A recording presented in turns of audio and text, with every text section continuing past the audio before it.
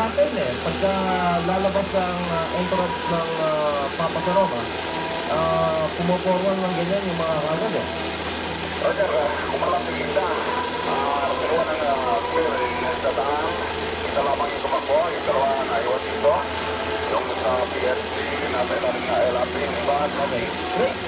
Tingnan mo nga yung kabaan ng Silino, may madadaanan ba? Roger, tama-tama ko rito, okay, yung lane, ang pulis niya yung dalawang lane. Alright.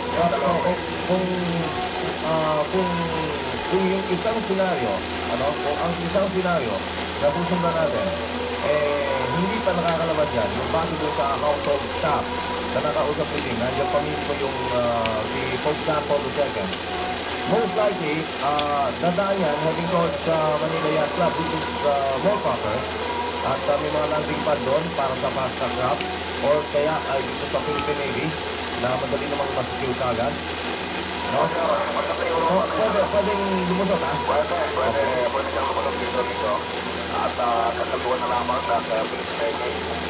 Tapos sasakay siya doon ng fast track. Oo, mas malapit para sa kanya.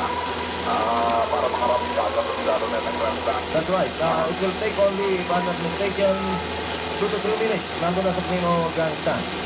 So, ang binibigyan niya ng seguridad ng mga na polisya, itong ilalim ng LRT, yung pangkatuwa mismo, hanggang dito sa kanto at ito nakaibira yung polisya, sa pinahagis na naman ito ay patlang yung posisyon ng mga polis. Mga dito at maaaring ipinagin mo, pwedeng gawin ng otoridad niya. Actually, hindi natin muna ibinulga rito, sa mga nauna natin broadcast for security reasons. Right now siguro, pwede na,